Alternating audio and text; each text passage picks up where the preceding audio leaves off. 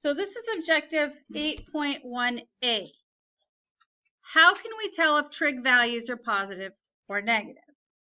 And in 8.1, unit 8, we're moving outside of right triangle trig and into the unit circle, or just into angles that are greater than 90 degrees. So the essential question is, explain why some trig values are positive and some are negative. If you can understand why, this is not a difficult concept. If you don't understand why, it's tough. All right, so a couple things I'd like to review before we get into when they're positive, when they're negative, the trig values. I would like to first just review an angle in standard position.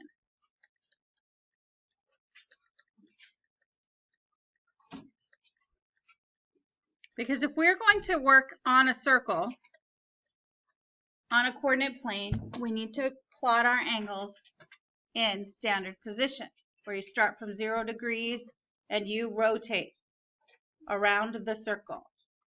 Okay, so an angle in standard position looks like this. Shh.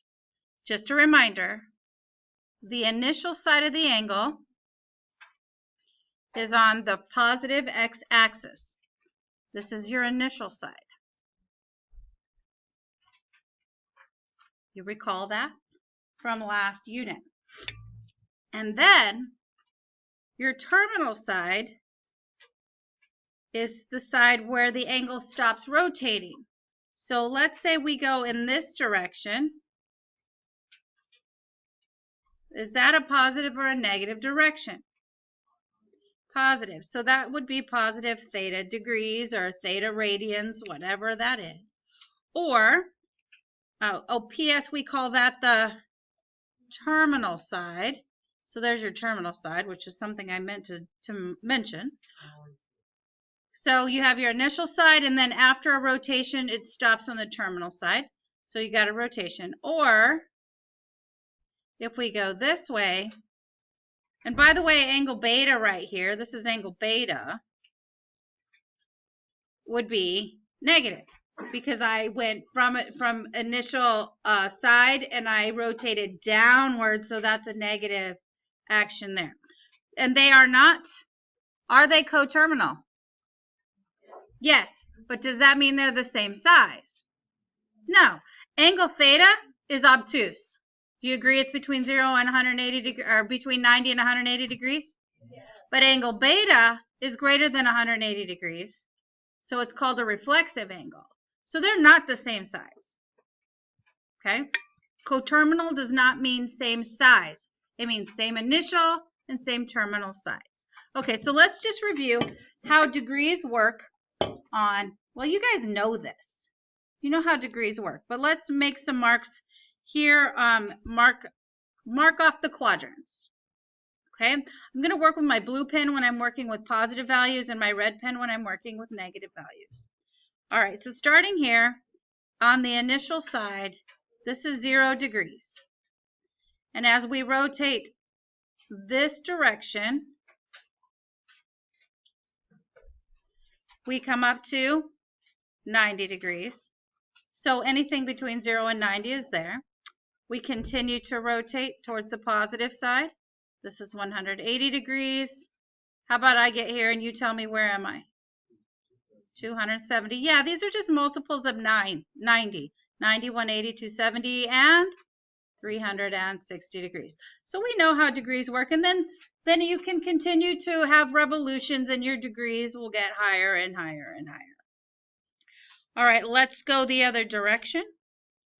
And so we're going to go in the negative direction, and I'll do the negative values outside. So here on the initial side, this is 0 degrees.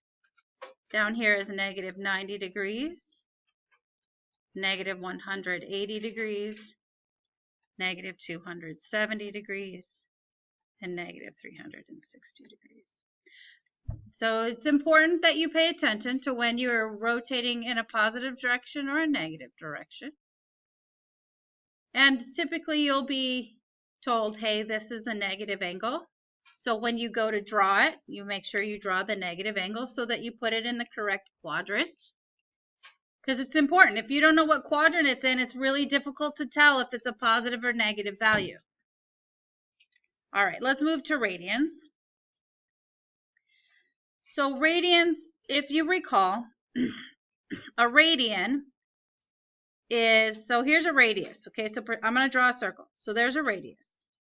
A radian is the measure of the angle that is the same distance on the circumference as the radius. So for example, if I start going, that's probably about 1 radian. And as I can, so it's called a radian wrap. There's 2 radians, 3 radians is almost 180 degrees, because 180 degrees is pi radians or 3.14 radians, and then you just continue to radian wrap around that circle. All circles have how many radians total? 2 pi, or approximately 6.28 radians. All circles have that. So let's go ahead and look at this. We'll move back to our blue pen and we'll work on our radians. Now, typically we measure radians in exact answers, and so we'll mark them in terms of pi. But sometimes it's not useful. Sometimes you want to convert to decimal because that just feels better. We'll see. So we're going to start here in the initial side. This is 0 radians. And then let's go over here to 180 degrees, which is pi radians. And then we're going to cut it in half. Half of 90 degrees, half of 180 is 90, right? So half of pi is pi over, that is not pi. I just made my little verticals horizontals. Weird. That is weird. Pi over 2. Okay, so yeah, 0 radians, pi over 2 radians, pi radians. What do you think? 3 pi over 2 is correct. And then we, of course, have 2 pi radians. But I will tell you that sometimes that's really difficult to understand when it's in terms of pi. But if we convert these to approximated decimals, it makes it a little bit easier to find what quadrant you should be landing your terminal angles in. So pi over 2, well, we know that pi is approximately 3.14, right? So if we convert it to decimal form, that's it. So pi over 2 is just half of that, which is 1.57. Again, that's an approximate value. It's not exact, but it's close enough for most math. Maybe you go to 4 decimal places and you're getting really good. 3 pi over 2 is 4.71.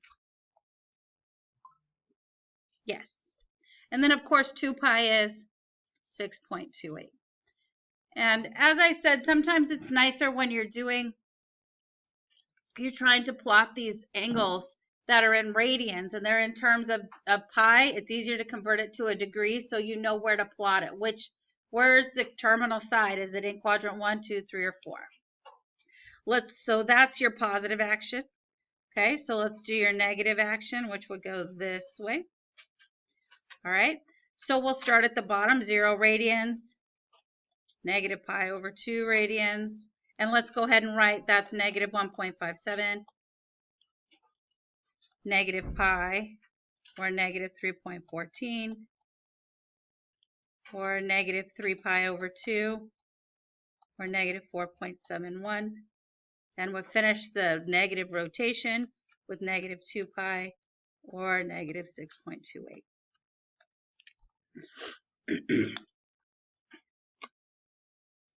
Now, some people can do their math in terms of pi and work in fractions pretty quickly in their head. I still can't really do that. I haven't practiced that skill.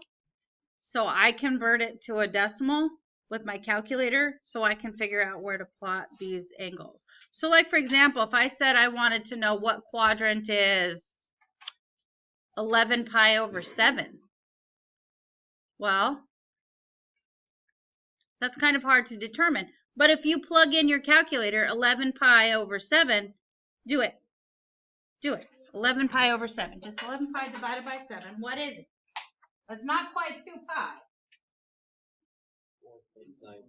4.93. So 4.93 fits between 4.71 and 6.28, right? So I know that 11 pi over 7 is going to be somewhere in quadrant 4.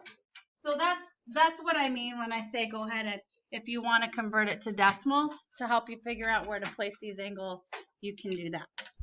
Okay, so we've reviewed radians. And remember that these angles can continually spin in revolutions over and over and over and over again. Okay, so how do we now talk about our objective, which is to explain when our trig values are positive or negative?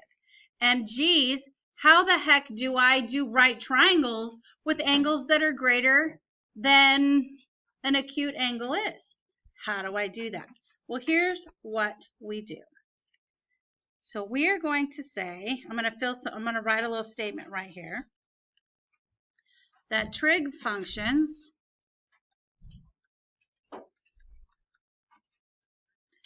of acute angles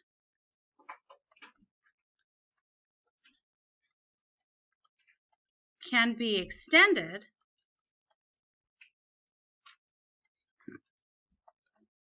to non-acute angles when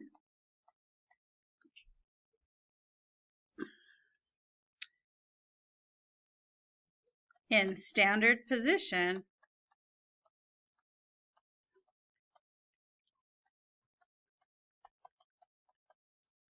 on a coordinate plane. Because when you start providing coordinates, you can do a little bit of manipulating that large angle by finding what we call a reference angle, which will be acute. Okay, so we're going to learn to find reference angles. So we use, and I'm going to switch to my red pen for a second, reference angles, which are acute, okay? And triangles will create a right triangle. Okay, so reference angles and right triangles, and reference angles are acute, to determine if trig functions are positive or negative. That says frig. How about trig? Trig functions.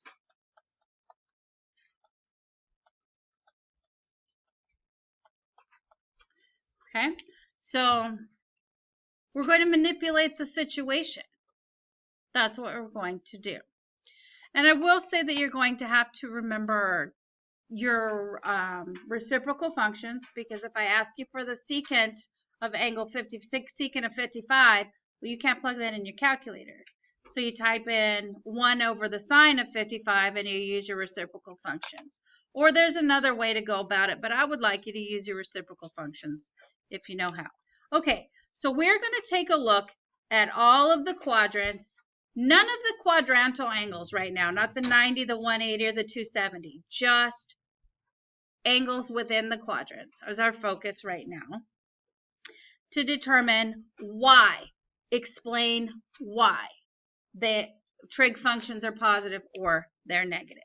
So we're going to start with my blue pen is going to be my theta. Angle theta is going to be in blue. That's going to be the original function or the original angle. And then angle beta will be my reference angle, or my, and it will also be acute. So all of my original angles will be greater than 90 degrees, okay? Because if it's not greater than 90 degrees, I can just use my right triangle trig and I don't have to worry about it, okay? So here I am with my blue pen. I am going to draw angle theta. It has to be greater than 90 degrees, but I want its terminal side to be in quadrant 1. So that means I'm going to have to rotate it around and bring it back to quadrant 1. So I'm going to put angle theta in quadrant 1, but it's still non-acute. That's a big angle. 300 and what? Probably maybe 405 degrees. 360. Yeah, so maybe that's halfway, yeah? So 360 plus 45, 405 degrees, approximately. Okay, well, I can't make a right triangle out of that. That's too much. So here's what I do. I create my reference angle. My reference angle is always drawn the same way. You go to the end of the terminal side on the circle, and you draw a vertical line to the x-axis, like so, and you create a right triangle. And at the origin, you'll find angle beta. So your reference angles are always coming off of your origin. They're created from your terminal side and the x-axis. Terminal side and x-axis always.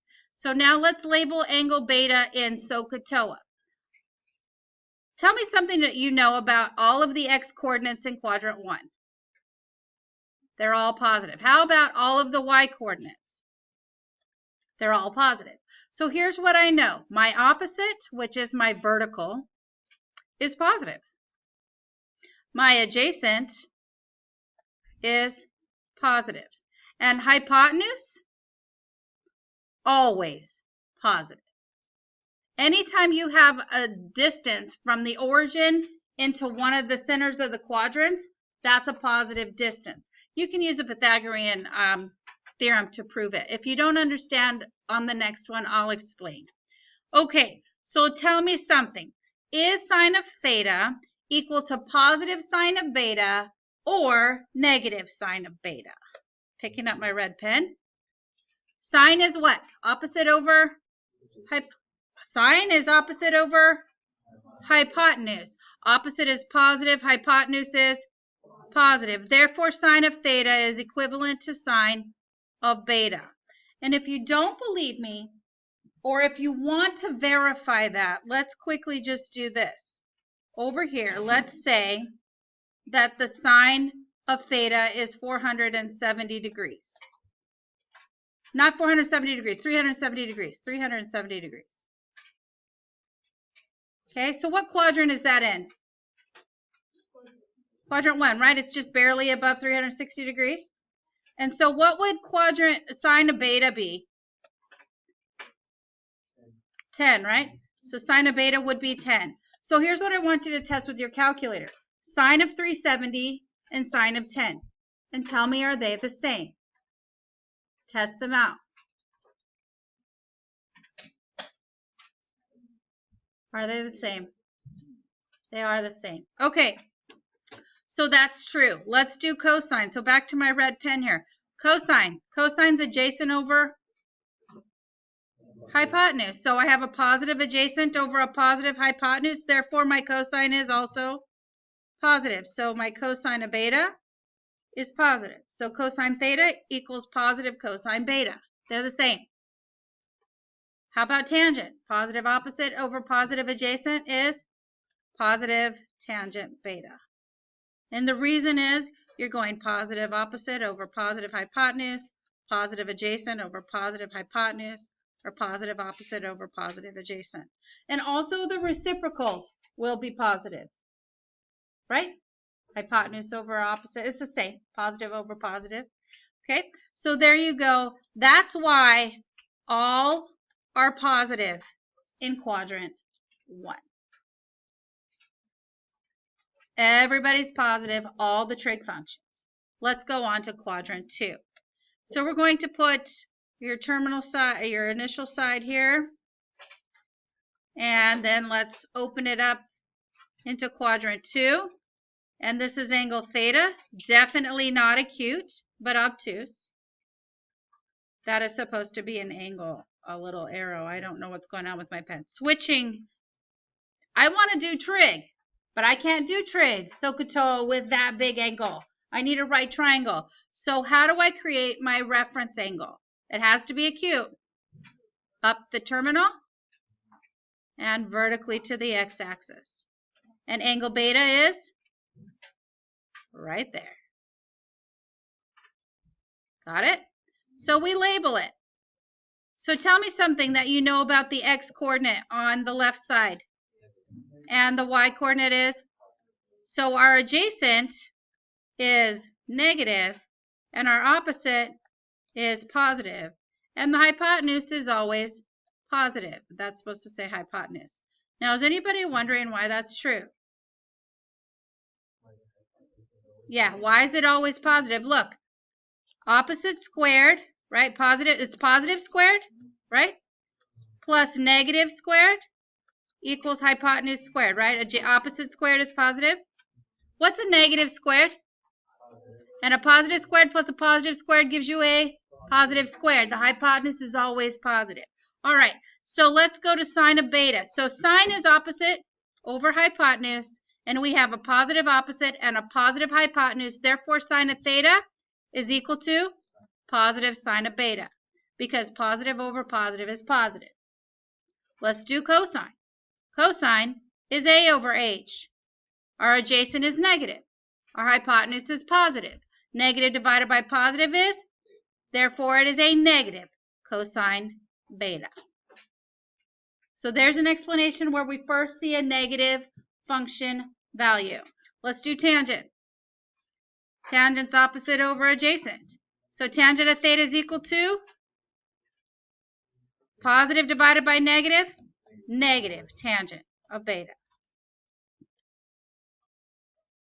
Making sense? Okay, let's move on to quadrant 3. So initial, blue pen, initial side and terminal side. I hear you cleaning up. Wait, let's just finish this last one. Okay, so we have a reflexive angle here, angle theta. I can't do right triangle trig with that, so let's create our reference angle by picking up our red pen, scrolling down our terminal side, and then drawing a vertical line to the x-axis to create angle beta. So now in this quadrant, our x is negative and our y is negative, right? So we have a negative opposite and a negative adjacent and a positive hypotenuse. So sine of theta is equal to positive or negative sine of beta. Negative, yep, because negative over positive is negative. So negative sine of beta. How about cosine? Negative adjacent over positive hypotenuse is negative cosine beta. How about tangent? Positive, because negative over negative is positive. Okay, so let's go back over here and write this. Sine is positive in quadrant 2. Tangent is positive in quadrant 3. And for homework, here's the only thing you have to do. I'll draw the picture. You fill out. That's it. There's angle theta. You find angle beta. Draw its reference angle and its reference triangle and figure out which value there is supposed to be positive. And then here we can just write it's supposed to be cosine, so make sure you can understand that. And here's the mnemonic. Okay, that's it. Time's up. We'll finish the notes tomorrow. Have a good day.